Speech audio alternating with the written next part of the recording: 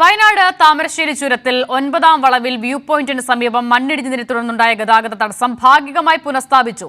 ഒരു ഭാഗത്ത് ബ്ലോക്ക് മാറ്റിയതോടെ ചുരത്തിൽ വാഹനങ്ങൾ കടത്തിവിടുകയാണ്. കുടുങ്ങിയ വാഹനങ്ങൾ കടത്തിവിട്ട ശേഷം ചുരം പൂർണ്ണമായും അടയ്ക്കും. PV ജോഷില ചേരുകയാണ്. ജോഷില, വലിയ ഗതാഗത തടസ്സമൊക്കെ അനുഭവപ്പെട്ടിരുന്നു. നിലവിൽ എന്താണ് സാഹചര്യം? ഇത് ഏകദേശം 7 മണിയോട് കൂടിയാണ് ചുരം 9ാം വളവിൽ പാറക്കെട്ടുകളും അതുപോലെ തന്നെ മണ്ണും മരങ്ങളും ഒക്കെ തന്നെ റോഡിലേക്ക് പതിച്ചത്.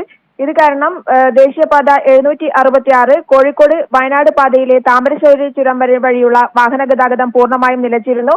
എന്നാൽ ഏകദേശം 2.5 മണിക്കൂർ നേരത്തെ പോലീസിന്റെയും ഫയർഫോഴ്സിന്റെയും ചുരം സംരക്ഷണ സമിതി പ്രവർത്തകരുടെയും ശ്രമത്തിന്റെ ഭാഗമായി ഒരു ഭാഗത്ത് ഇപ്പോൾ ഗതാഗത തടസ്സം മാറ്റിയിരിക്കുകയാണ്. ഒരു ഭാഗത്തുള്ള വാഹനങ്ങൾ കടത്തിവിട്ടുകൊണ്ടിരിക്കുകയാണ്.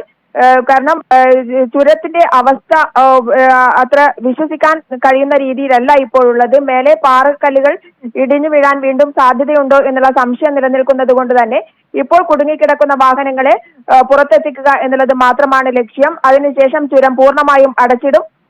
അതിനുശേഷം പാറക്കെട്ടുകളുടെയും അതുപോലെ തന്നെ ഈ മണ്ണിടിഞ്ഞ സ്ഥലത്തിന്റെ ഒരു സ്ഥിരതയും ദൃഢതയും പരിശോധിച്ചതിന് ശേഷം മാത്രമായിരിക്കും, സ്റ്റെബിലിറ്റി പരിശോധനയ്ക്ക് ശേഷം മാത്രമായിരിക്കും ഗതാഗതം പുനഃസ്ഥാപിക്കുക എന്നുള്ളത് ജില്ലാ കളക്ടർ DR മേഘശ്രീ അടക്കം അറിയിച്ചിട്ടുണ്ട്. അതേസമയം തന്നെ താമരശ്ശേരി ചുരത്തിൽ കൂടുതൽ മണ്ണിടിച്ചിൽ ഉണ്ടാകാനുള്ള സാധ്യത പരിഗണിച്ച് ഇതുവഴിയുള്ള ഗതാഗതത്തിന് താൽക്കാലിക നിരോധനം ഏർപ്പെടുത്തിയതായി ജില്ലാ കളക്ടർ സ്നേഹിൽ കുമാർ, കോഴിക്കോട് ജില്ലാ കളക്ടറാണ് സ്നേഹിൽ കുമാർ സിംഗ് ഈ വിവരം അറിയിച്ചിട്ടുണ്ട്. വാഹനങ്ങൾ കുറ്റ്യാടി ചുരം വഴിയോ നാടുകാണി ചുരം വഴിയോ തിരിഞ്ഞു പോവേണ്ടതാണ്. അസിത. ശരി, PV ജോഷിലെയാണ് വിവരങ്ങൾ നൽകിയത്. ഗതാഗതം ഭാഗികമായി പുനഃസ്ഥാപിച്ചിട്ടുണ്ട് ഇപ്പോൾ.